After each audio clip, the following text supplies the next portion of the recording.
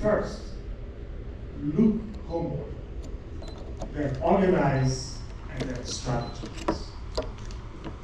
Look homeward, because as I said, that's where it starts. But then organize. The UAC, Union of African Communities in Southwestern Pennsylvania, excellent. The UAC Constitution should allow people who identify as African Americans. By the way, again, it's not a term I enjoy using. These are African people, right? These are brothers, sisters. Okay, I don't know this. But again, UAC Constitution should allow these brothers and sisters to be members, if they so wish. There's a group here called the it's called the Black Political Empowerment Project, that I attend their meetings a lot. Yes, one of our African American elder statespersons is in charge of that group. And one of the things I always tell them is that you can't fight from multiple fronts if the war is leveled against you as a single entity. Once you divide the forces, then you start to. So you do that. Now, if there are African American groups as well that are supposed to be strictly for African Americans, open them up. Let Africans who are here, who want to join those groups. So ultimately, the organizations that you're setting up must have an eye towards political and economic power. It's not just for you to feel the good sense of organizing or holding parties. Then the third part is strategize. President Obama would say, don't vote. Now, it's the best summary I can think of what a strategy symbolizes. Outrage as a means of protest is fine, but sometimes is not sufficient. So strategizing now is, how do you respond? You know what is happening to you. There's nothing we can tell you to best capture it. You know it yourself. So how do you respond? And we have told you now. Homeward. Economics, politics, then you have power and you'll be free. Thank you, Gandhi. I mean, as the Vice President of the Union of African Community, and I'm speaking here under the control of my PRO, we are taking that into consideration, and definitely African diaspora members will, moving forward, be members of the UAC. Thank you, Gandhi.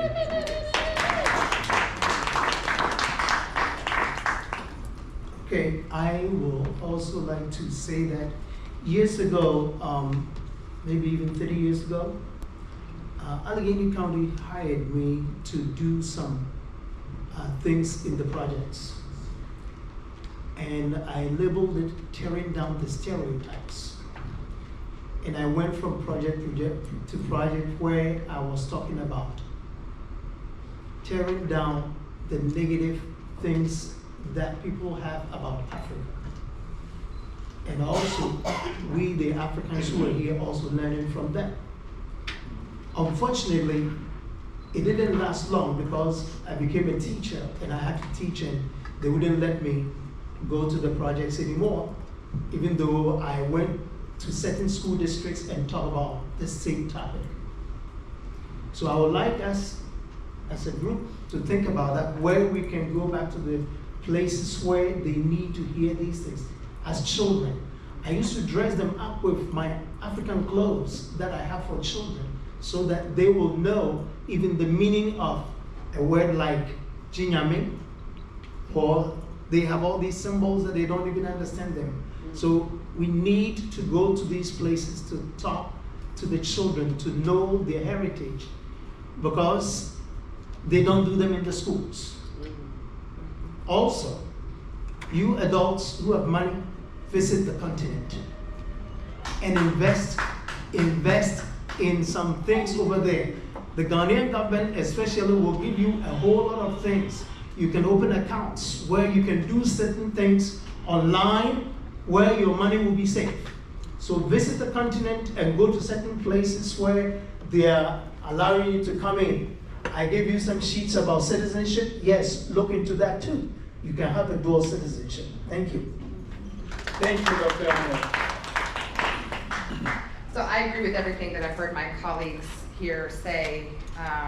and my brothers and sisters on this stage, I'm going to say something that I think may be a little bit controversial, but this is the place to have controversial conversations, right? So what I'm going to say is a practical step is we have got to stop blaming other people and other things for the fractures between our communities. It is very true that this was intentional to separate us, to create fracture between Africans and African Americans. That was intentional, and those things that happened were not our fault, but it doesn't negate our responsibility to fix them now. Oh, yes. You know, we've been having these conversations for a long time, and we can keep talking about it, but we can make a conscious decision, we can make a choice to address and not carry our biases into rooms and into relationships with each other. We can make a choice to address stereotypes when we see them happening, even within our social circles, and we can make a choice to choose to see what connects us and what shares, what things we have in common rather than always pointing out the differences. Those are choices that we can make. The last thing I want to say, and I know there was a question we sort of jumped over around democracy in Africa. What about democracy in the United States right now? We are under attack right now.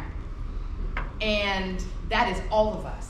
And when ICE agents are stopping us, they're not checking to see if you're from Nigeria or Ghana or Haiti or Cuba. We're all at risk. Yes. When police are stopping us right now, they don't care that you are African or an immigrant. If you are black in this country. And we have to recognize that regardless of any of our differences or views or cultures or values, we are much stronger together, and we have to make a conscious decision every day to figure out how we can work together to address these common battles that we have, because only then are we going to be able to get our democracy back here and everywhere. Yes. Thank you. Thank you so much. I agree. It's difficult to connect, and I think part of it has to do with, as we mentioned, the stereotypes, but also the country itself, right? This is supposedly the best country in the world, the richest country in the world, and so why? Why should we, right? Why should we look at any other place for that matter? You know, Africa, Europe, why do we need to go, right? So there is this challenge.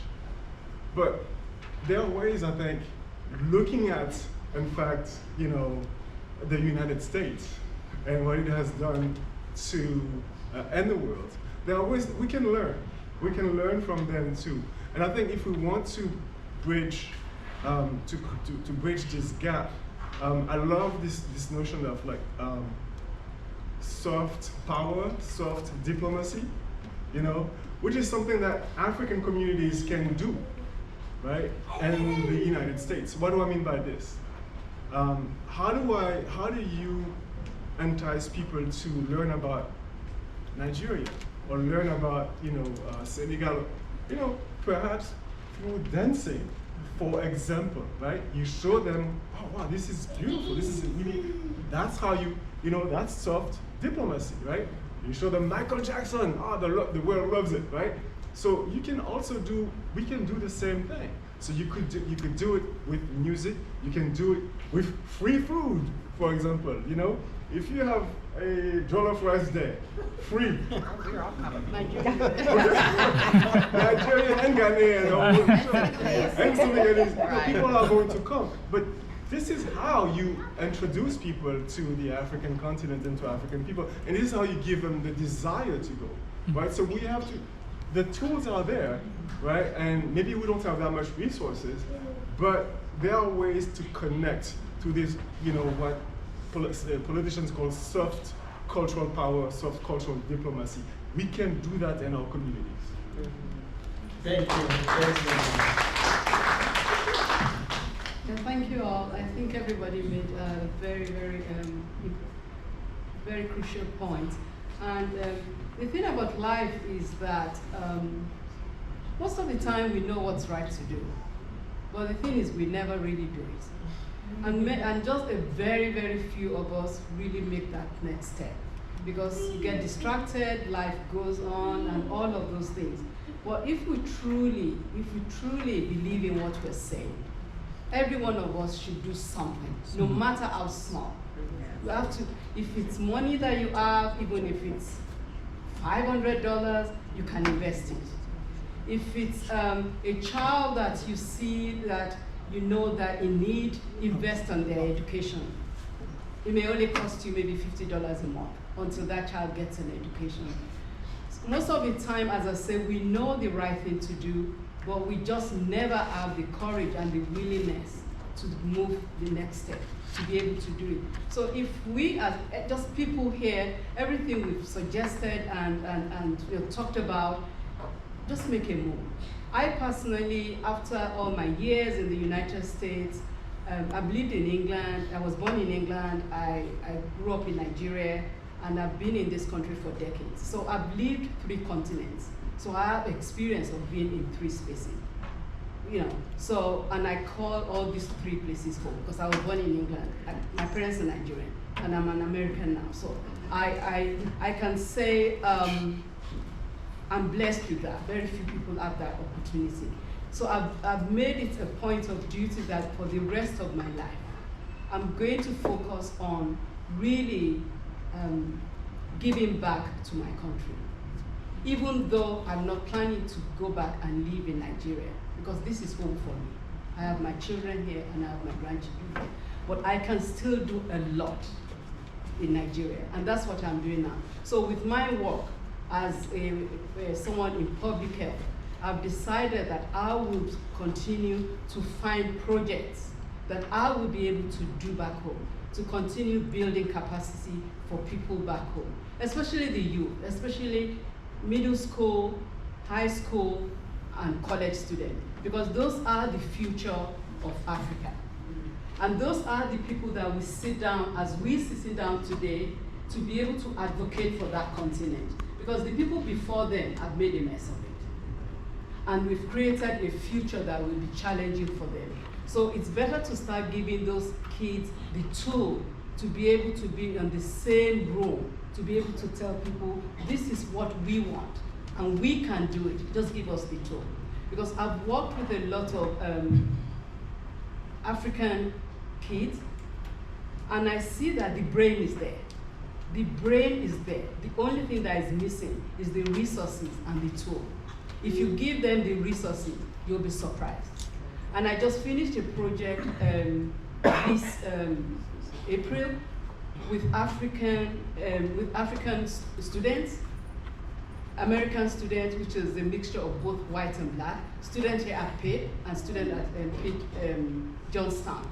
I brought students together for 3 universities, and they did study cancer care in Nigeria and cancer care in the Appalachian. Because what I found out through my research is what's going on in the Appalachian is the same thing that's going on in Nigeria. Most Americans will say, oh, we're talking about disparities somewhere in one village in Nigeria, or they're dying of cancer in Nigeria. No, they're dying of cancer just about 40 miles away from Pittsburgh, in rural America, because of lack of resources. So I want my students to see that what's happening in Nigeria is similar to what's happening in some part of the US as well. And how do they start thinking about solving problems, both globally and locally? They don't see themselves as, okay, it's all problem there, because there's all problem here as well. But they have to start learning to sit down in the same space and start thinking about solving problems, solving their own problems and solving the global problem. So my goal is to start preparing the next generation of problem solvers. So at the end of the day, Africa has, especially like Nigeria, the median age is 17 years old. So you can imagine the millions and millions and millions of Nigerians, they're in that middle age. And what's their future? So if we don't invest in those children now, we're going to repeat the same thing. So in our own little way, you invest, you do teaching through research, to selling and buying, whatever you do, you are really giving back. So that's my goal, that let each of us deliberately make a move and stop just talking about it. Talk doesn't do anything. Thank you. Thank you, Dr. Abby. So before I turn over to the moderator on my right to open to the public, I will try to summarize these great things, right? I will try to summarize these actionable items. We all here have the responsibility to take over, to take hold, and to start. I will start by the last one, taking actions, right? So we will invest in our kids. We will try to understand each other, to understand our history. We will try to explore our history a little bit more.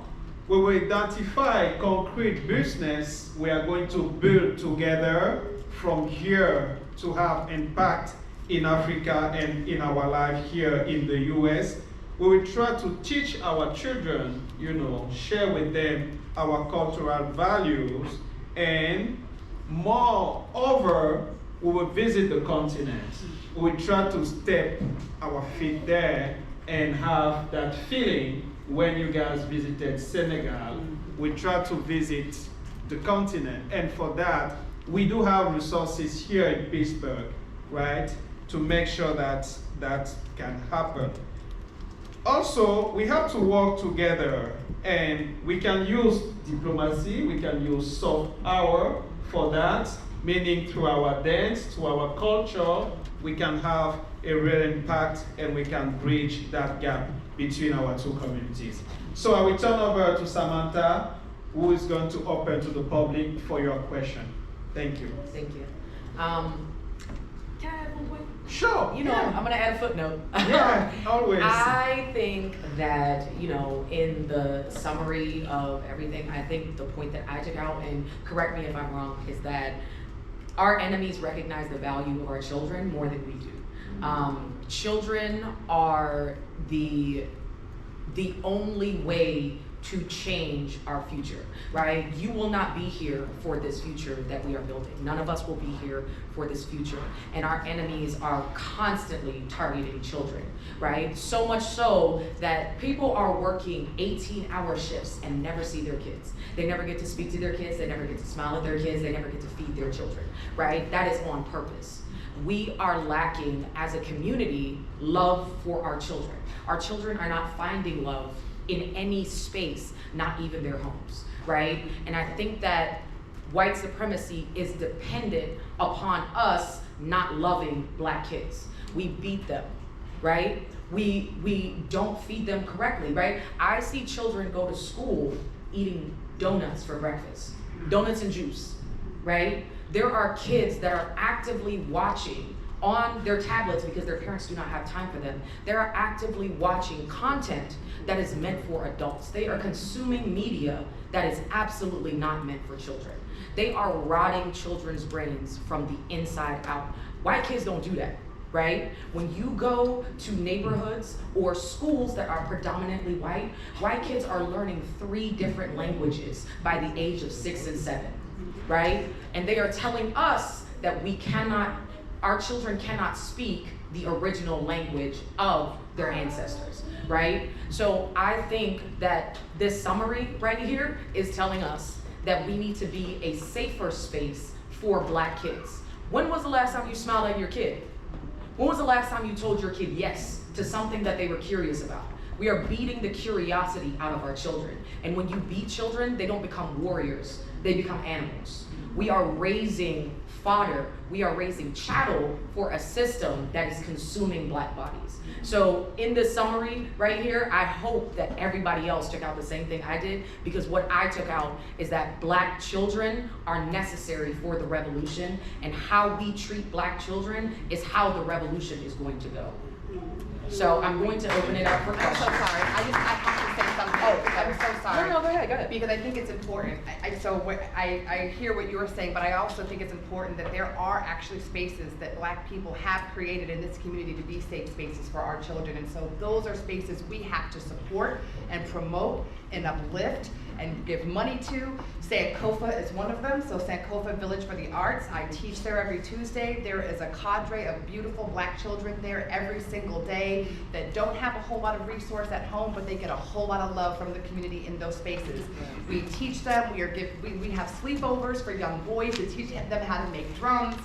They perform oftentimes in our community, but we also have circles, sister circles, where we talk to young girls about what it means to come of age and what it means to have a period, what it means to deal with life in the current environment that we live in. We put the phones away, we put the iPads away, and just engage with one another in community. When we eat, we're eating on the floor, and it's a communal space where we can talk to each other and look at each other in the eye and share what's happening. We do have those spaces in our communities, and I just want to make sure that we recognize how important it is, and those are the spaces that we should be uplifting, because we do have them. It's just we don't always know where they are, how to access them. So how can we help each other figure out where those resources are? Because they do exist. It's just those aren't the things that we're seeing or hearing about. The things that we're seeing or hearing about a lot are a lot more the things that you're talking about, but we are trying harder, and we need more of those spaces is the point. I'm so sorry, I just want to make sure, because I just want to promote that here. If you know, Sankofa Village of the Arts, Balaphone West African Dance and Drum Ensemble, Legacy Arts, like there are places that are doing this work, and we need to uplift those places, and we should everyone in this room should know the names of those places. Thank you.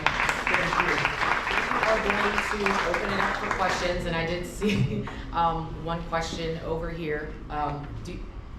So we have a microphone here. Sorry. You can project.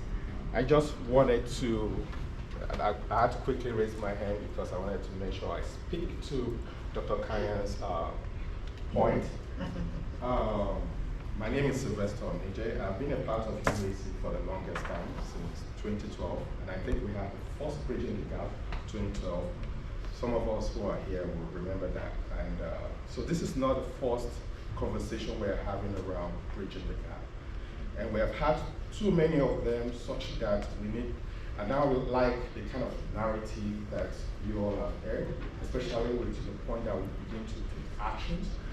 But in terms of actions, to Dr. Kanyan's point, I've been doing some studies and realized that we as Africans, we think that on our side we are different, and the African American, they are different, and so we are trying to bridge this difference. We are so much alike that we cannot even imagine. The couple of art institutions that she has mentioned have been teaching African culture for so long that they take their time to travel to Africa to come learn this culture and then teach it to the kids. A lot of young women have been empowered through this thing. So it is very important that UAC begin to identify these institutions. There is another one in, I think it's called the Healthy Children's Village. Dr. What's his name again? I can't remember. But a great institution, they have some of the authentic African artifacts. He had gone to Ghana and to Nigeria and so many other African countries to bring these artifacts so he can teach authentic African culture and tradition to the youth and kids here. You know, they've done so much work. So we, as Africans that recently migrate here, think we have more, or we have, this is not so much authentic. This dance is not as what we dance in Nigeria. No, they've taken that from East Africa, from Central Africa, and brought it here. The fact that it's not from Nigeria doesn't make it authentic. So we need to begin to synergize this effort. And I want to appreciate all of these institutions you have mentioned on behalf of our African continent. You know, thank you for all that you've done. I will begin to see how we can synergize more efforts to see how we can bring more of this African authenticity to the region. So I thank you and I appreciate you. Thank you.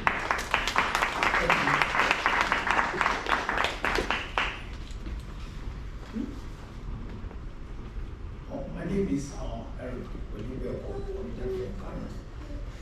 a professor of African Studies.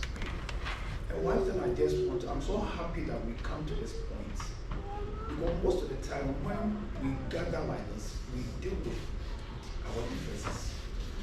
And that will not be helpful. I've been here for 25 years, and first as a student, anytime we last diaspora, and we are talking of differences. Our mind is concept of slavery, colonization, apartheid. It was something that interrupted our history. They interrupted our history. Our actual history is not colonization. The Europeans interrupted it. Our true history is not colonization, it's not slavery.